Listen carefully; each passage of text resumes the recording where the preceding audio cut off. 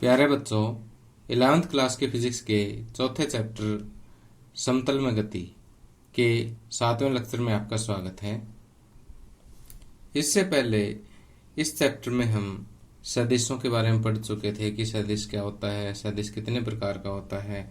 इसके अलावा सदिशों का योग, सदिशों का व्यवकलन यानी सदिशों की घटा और सदिशों के वियोजन के बारे में हम इस चैप्टर में पढ़ चुके हैं। तो इससे पिछले लेक्चर में हम सदिशों के योग और व्यवकलन पर कुछ संख्यात्मक प्रश्न भी डिस्कस कर चुके हैं और इस लेक्चर में भी हम इन्हीं टॉपिक्स पर आधारित कुछ और महत्वपूर्ण संख्यात्मक प्रश्न करने जा रहे हैं। तो आइए शुरुआत करते हैं।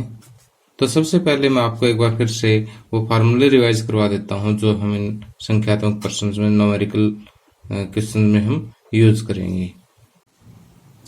अब देखिए कि पहला सूत्र जो है सदिशों के योग का सूत्र है कि यदि हमारे पास ये दो सदिश है, सदिश P और सदिश Q, और इन दोनों के बीच में अगर ये कोण जो है वो थीटा है, तो इन दोनों का जो परिणामी सदिश होगा उसका परिमाण, परिणामी सदिश कैसे निकालते हैं, हम ये समांतर चतुर्भुज पूरी करते हैं और इस समांतर चतुर्भुज का ये जो विकर्ण है, विकर्ण कहाँ से लेते हैं, जहां पर ये दोनों सदिश आपस में एक दूसरे से मिलते हैं, उसी बिंदु से जो हम ये विकर्ण लेते हैं वो विकर्ण हमें क्या देगा, इन दोनों सदिशों का परिणामी सदिश देगा। इस परिणामी सदिश का परिमाण यानी इसका जो मैग्नीट्यूड है वो किसके बराबर होगा, वो होगा p square plus q square plus 2pq cos theta. Theta क्या है, यहाँ पर p और q के बीच का एंगल है और फिर इसके ऊपर क्या लगा देंगे, हम वर्गमूल लगा देंगे, स्क्वायर रूट लगा देंगे।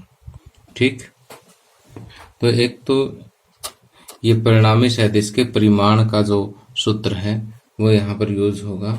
दूसरा, अगर ये परिणामी सदिश मान लीजिए कि सदिश P के साथ बीटा कोण बनाता है या अल्फा कोण बनाता है, आप कोई भी मान सकते हो, तो यहाँ पर देखिए कि टेंजेंट बीटा का जो सूत्र होगा वो क्या होगा, कोण किसके साथ बनाया, P के साथ, तो आपने दूसरा लेना है Q sine theta upon P plus Q cos theta.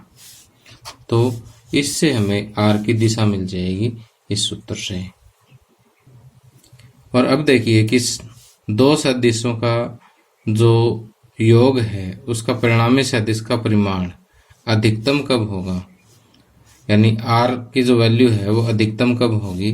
देखिए यहाँ पर P Q ये तो फिक्स है ही, P का परिमाण फिक्स है, Q का परिमाण फिक्स है, तो अगर कोस थीटा अगर अधिकतम होगा तो R भी अधिकतम होगा।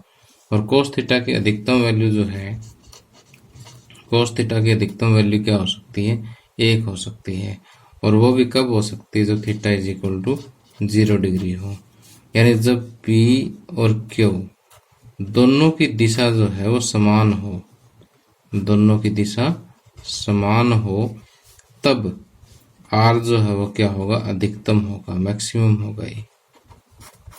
ठीक, और इसी तरह से कोस थीटा की और R मिनिमम कब होगा, जब कोस थीटा की वैल्यू मिनिमम हो, सबसे कम हो। तो न्यूनतम कब होगा कि कोस थीटा की वैल्यू जो है, न्यूनतम वैल्यू कितनी होती है, -1 होती है, और कब होती है, तो theta is equal to 180 degree हो, यानी जब P और Q की दिशा जो है अगर विपरीत होगी तो R का मान जो है वो क्या होगा, मिनिमम होगा, कम से कम होगा।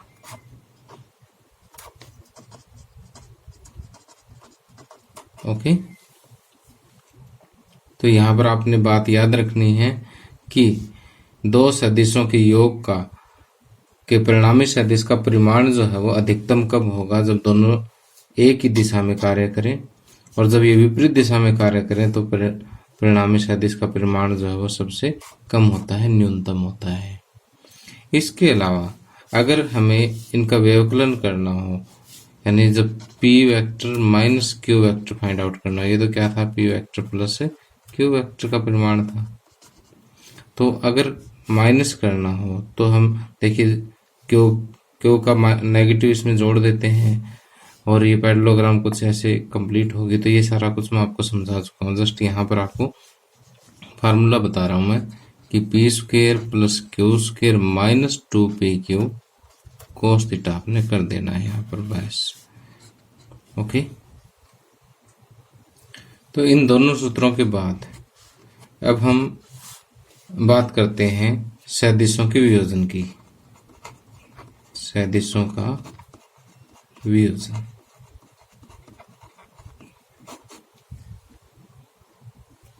कि देखिए, यदि हमारे पास कोई एक सदिश ए है, ठीक, तो अगर हम इसके हॉरिजॉन्टल और वर्टिकल डायरेक्शन में इसके कंपोनेंट देखना चाहें, यानी इसके अक्षैतिज दिशा में और ऊर्ध्वाधर दिशा में इसके दो घटक देखना चाहें, तो मान लीजिए कि ये अक्षैतिज दिशा के साथ कोण थीटा बनाना चाहता है, तो अक्षैतिज दिशा में जो घटक होगा, जो कंपोनेंट होगा, वो होगा ए कोस थीटा, ठीक, और ऊर्ध्वाधर दिशा में जो घटक होगा वो होगा ए साइन थीटा, ठीक। तो जिसके साथ ये कोण बन रहा है थीटा, उसके साथ क्या आएगा, कोस थीटा आएगा, और दूसरा जो है वो क्या रहेगा, साइन थीटा रहेगा। कई बार क्या होता है कि कुछ क्वेश्चन में ऐसे दे देते हैं कि जैसे ये सदिश ए है और कोण इसके साथ दे दिया यहाँ पर, अगर इसके साथ दे दिया तो ये वाला जो घटक है इधर वाला, ये ए कोस थीटा हो जाएगा, और दूसरा ये जो घटक है ये क्या हो जाएगा, ए साइन थीटा हो जाएगा। अब देखिए, आज के न्यूमेरिकल मुख्य रूप से तो इन्हीं फार्मूलों पर आधारित है। इसके अलावा कोई और सूत्र यूज हुआ तो मैं आपको साथ के साथ ही बता दूंगा। अब देखिए, फर्स्ट क्वेश्चन हम देखते हैं कि हमारे पास यहाँ पर दो फोर्सेस है, 10 न्यूटन और 6 न्यूटन। अगर इनका वेक्टर एडिशन करते हैं, इनका सदिश योगफल करते हैं, तो कहता है परिणाम क्या हो सकता है। तो अगर हम परिणाम देखें तो अधिकतम परिणाम जो है इनका क्या हो सकता है कि जब ये सेम दिशा में कार्य करें। अगर सेम दिशा में कार्य करेंगे तो 6 न्यूटन और 10 न्यूटन सीधा प्लस हो जाएगा और 16 न्यूटन आपको फोर्स मिल जाएगा। और न्यूनतम में जो है 6 न्यूटन, 10 न्यूटन और 6 न्यूटन बल से जो है न्यूनतम आपको परिणाम क्या मिल सकता है, जब ये विपरीत दिशा में कार्य करें तो 10 माइनस 6 आपको 4 न्यूटन कम से कम मिल सकता है। तो अब ये कहता है कि इनका परिणाम क्या हो सकता है। इनका परिणाम जो है 4 न्यूटन भी हो सकता है, 16 न्यूटन भी हो सकता है, और इनके बीच में कोई भी वैल्यू हो सकती है। इनके बीच की वैल्यू का मतलब ये है कि मान लीजिए हम कहते हैं कि 10 न्यूटन यहाँ पर काम कर रहा है और 6 न्यूटन ये काम कर रहा है, तो इनका जो परिणामी सदिश है वो हम जो है पैरेललोग्राम की बजाय, चलो मैं आपको त्रिभुज से सिखाता हूँ कि ये 10 न्यूटन और ये 6 न्यूटन है, तो परिणामी सदिश जो है इनका ये होगा आर, ठीक। और आपको पता है कि त्रिभुज की एक भुजा की लंबाई जो है अन्य दो भुजाओं की लंबाई से हमेशा ही क्या होती है, कम होती है।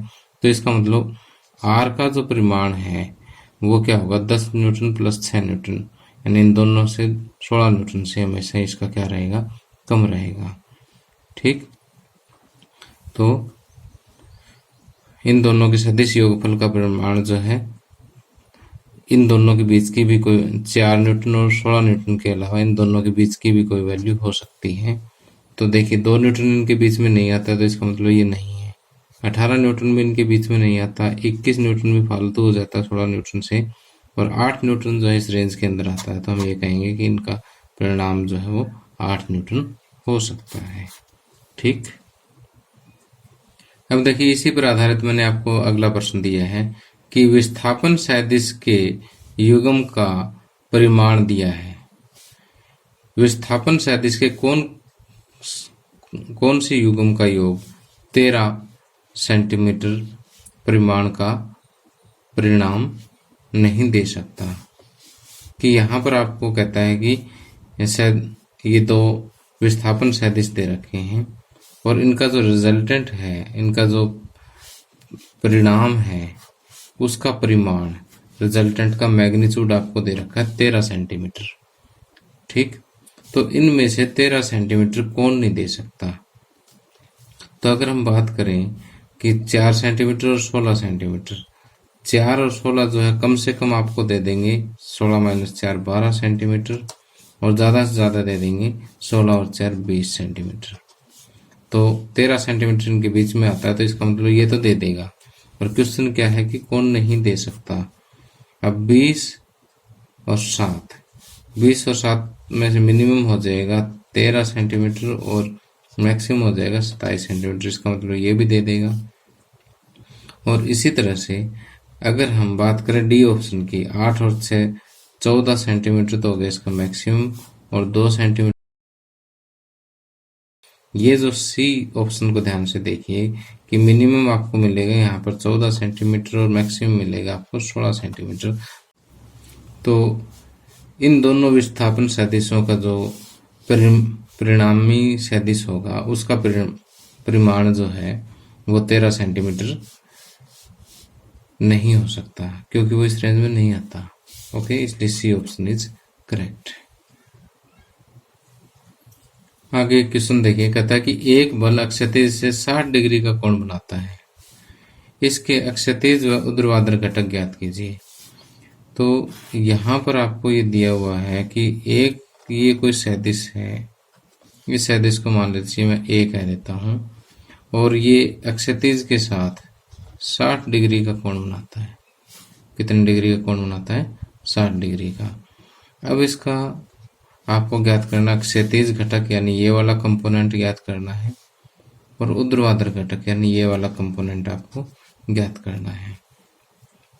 तो जैसे मैंने आपको बताया था कि जिसके साथ एंगल बनता है वो वाला कंपोनेंट जो है वो क्या होगा, इसके साथ कोस थीटा लग जाएगा, ए कोस थीटा, और दूसरा जो है वो क्या हो जाएगा, ए साइन थीटा। ठीक, तो इसको मैं ए वाई कहूँगा। तो यहाँ पर जो अक्षैतिज घटक होगा, अक्षैतिज घटक, वो होगा ए कोस थीटा।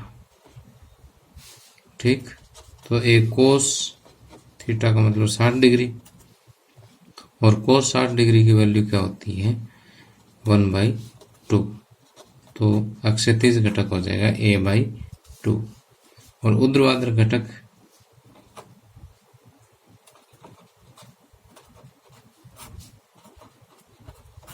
ये हो जाएगा a sine theta, a sine 60 degree. Sine 60 degree की वैल्यू आपको पता है कितनी होती है, √3/2। तो √3a/2 जो है इसका ऊर्ध्वाधर घटक हो जाएगा। ठीक, यहाँ पर शुरू में आप लिख लेंगे कि माना कि दिया गया बल जो है वो ए है। अब नेक्स्ट क्वेश्चन देखिए, कहता है कि 4 न्यूटन, 3 न्यूटन और 12 न्यूटन के बल एक बिंदु पर परस्पर लंबवत दिशाओं में कार्यरत हैं, तो परिणामी बल का परिमाण क्या होगा?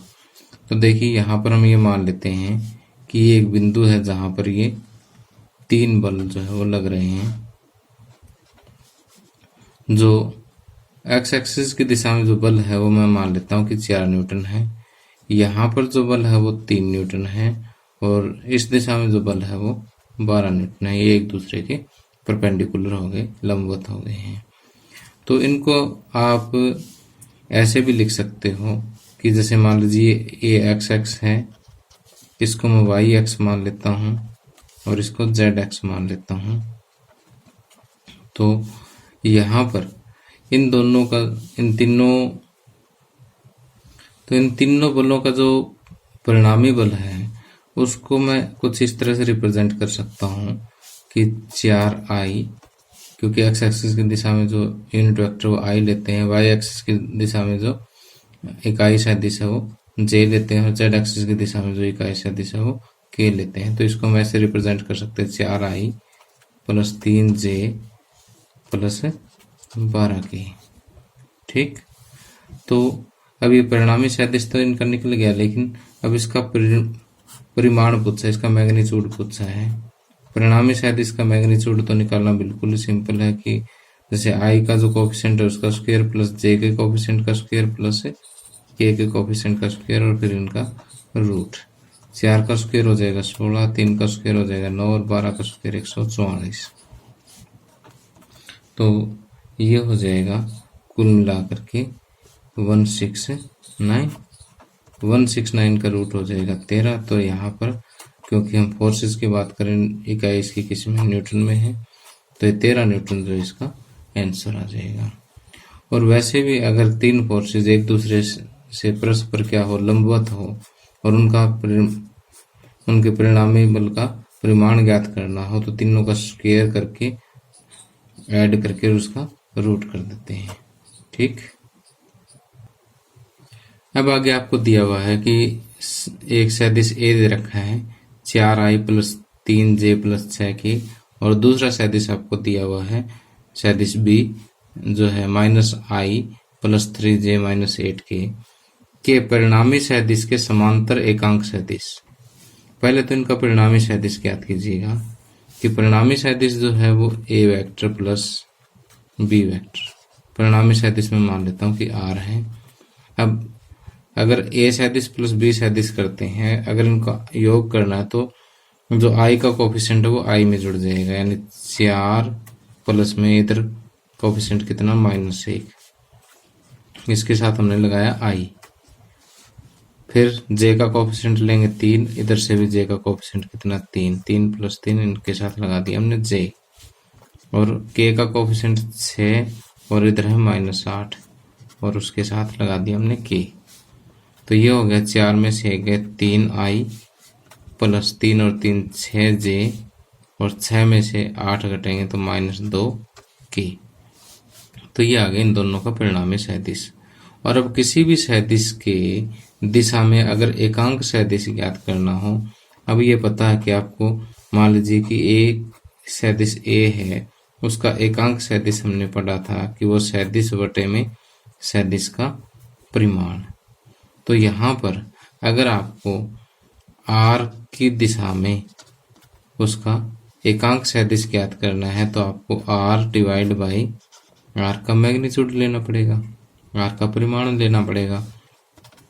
अब r का परिमाण हम पहले अलग से निकाल लेते हैं अपनी सुविधा के लिए। तो r का परिमाण जो है वो क्या होगा, जैसे अभी मैंने पिछले समय बताया था 3 का स्क्वायर प्लस 6 का स्क्वायर प्लस में -2 का स्क्वायर। तो 3 का स्क्वायर हो गया 9, 6 का स्क्वायर हो गया 36, और माइनस का स्क्वायर हमेशा ही प्लस में होता है, तो 2 का स्क्वायर हो गया 4। तो 36 प्लस 4 40, 40 प्लस 9 49, 49 का रूट हो जाएगा 7। तो जो यहाँ पर देखिए कि परिणामी सदिश का परिमाण कितना निकल गया, 7 निकल गया। तो जो यूनिट वेक्टर होगा वो r वेक्टर बटे में 7, और r वेक्टर क्या है हमारे पास 3i plus 6j minus 2k, और इसके बटे में 7 है, मीन्स की 1/7 है। तो यहाँ से आप देख सकते हैं कि ये 1/49 ही नहीं हो सकता, नहीं है। और इसको चेक करोगे तो अपना माइनस आ रहा है, ये प्लस है तो ये भी नहीं है। तो यहाँ पर डी आंसर अपना बिल्कुल सही मैच कर रहा है। और अब नेक्स्ट क्वेश्चन देखिए कि यहाँ पर आपको दिया हुआ कि सदिश ए जो है वो है 3i प्लस 2j, और सदिश बी आपको दिया हुआ है 2i plus 3j minus k। तो a माइनस बी के अनुदिश एकांक सदिश, पहले हमने a प्लस बी के अनुदिश निकाला था, इस बार हम क्या कर रहे हैं a vector minus b vector के अनुदिश। a vector minus b vector के अनुदिश मान लेते हैं कि वेक्टर हमारा r आता है। तो पहले तो a माइनस बी कैसे ज्ञात करेंगे, वही तरीका है 3 माइनस 2i, j के कोफिशिएंट में से j का घटा देंगे 2 माइनस 3j, और k का कोफिशिएंट नहीं है तो ऊपर वाले में इसको मैं 0k मान लेता हूँ कि 0 माइनस 1k। 3 में से 2 घट गया 1 तो i आ गया, 2 में से 3 घटा तो माइनस j, और ये माइनस k, ये आ गया a माइनस b। तो अब एकांक सदिश के लिए आपको इसका परिमाण चाहिए। परिमाण 1 का स्क्वायर प्लस में माइनस 1 का स्क्वायर प्लस में माइनस 1 का स्क्वायर अंडर द रूट। 1 का स्क्वायर 1, माइनस 1 का स्क्वायर भी प्लस में 1 होएगा और माइनस 1 का स्क्वायर प्लस में 1, तो ये आ जाएगा √3। ठीक, तो अब आपको पता है कि एकांक सदिश या इकाई सदिश जिसको हम बोलते हैं, उसका सूत्र क्या होता है, r बटे में r का मैग्नीट्यूड, r का परिमाण।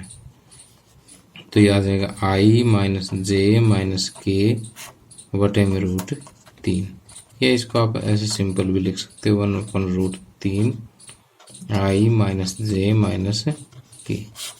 ओके, तो प्यारे बच्चों, ये मैंने आपको बेसिक न्यूमेरिकल्स करवाए हैं सदिशों पर आधारित। तो इन को एक बार आप अच्छी तरह से न्यूमेरिकल्स को कर लें, जो मैंने आपको दोनों लेक्चर्स में करवाए हैं। उसके बाद जो है आप अपने एनसीईआरटी बुक के न्यूमेरिकल्स भी कर सकते हैं, क्योंकि आपको बेसिक एक मेन आइडिया जो है वो पता लग गया है। उसके आधार पर आप कोई भी न्यूमेरिकल कर सकते हो। उसके बाद अगर आप या नीट या आईआईटी की तैयारी करते हो, तो कोई भी एक अच्छी सी बुक लेकर के, या आपने जो भी अपनी क्लास की जो बुक ले रखी है, उसमें भी पीछे एक असाइनमेंट आपको दी हुई होती है नीट और जेईई की। तो पहले आप उसमें से जो सोल्व्ड क्वेश्चंस हैं, सोल्व्ड न्यूमेरिकल हैं, उनको हल करें, ताकि अगर कोई प्रॉब्लम भी आती है तो आप उसका सॉल्यूशन देख करके आप उसको हल कर सको। तो जैसे पहले अपना, क्योंकि अभी बेसिक कोर्स चल रहा है, तो मैं इसमें आपको एक बार हाई लेवल के क्वेश्चन नहीं करवा रहा हूँ, क्योंकि आपको पहले तो जितना नींव मजबूत होगी, कॉन्सेप्ट जितने मजबूत होंगे, उतना ही हम आगे क्वेश्चंस को और कर पाएंगे। तो मैं आपको यही सलाह देता हूँ कि आप एक बार ये बेसिक न्यूमेरिकल करके आप अपने एनसीईआरटी के जितने हो सकते हैं वो न्यूमेरिकल करें, और उसके बाद आपके अगर आपके पास कोई प्राइवेट बुक है तो उसके लास्ट में भी आपको असाइनमेंट दे रखी होगी नीट और आईआईटी की, उनके जो सोल्व्ड क्वेश्चन है पहले वो करें, उसके बाद अनसोल्व्ड को ट्राई करें। ठीक, तो उम्मीद करता हूँ बच्चों कि आपको मेरा लेक्चर पसंद आया होगा। अगर पसंद आया हो तो उसको लाइक करें, और अगर आपका कोई सुझाव हो तो कमेंट करें। Thank you, have a nice day.